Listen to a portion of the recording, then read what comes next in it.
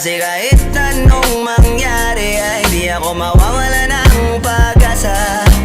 Ayaw kitang pilitin kung di ka pa handa. Sa susunod na lang, sa susunod na lang.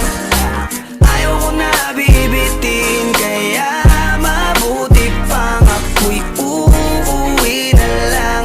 Sa susunod na lang. Napupuyat na ako kakapaalala, kumain at mag-ingat kung sakaling maggala ka. Lagi sinisipat ang imahe ng dalaga na pangarap makasama ko sa hirap at ginhawa.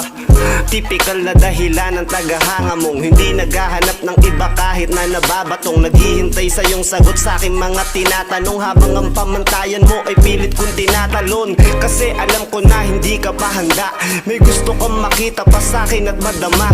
Kaya eto ako naghahanda kung madapa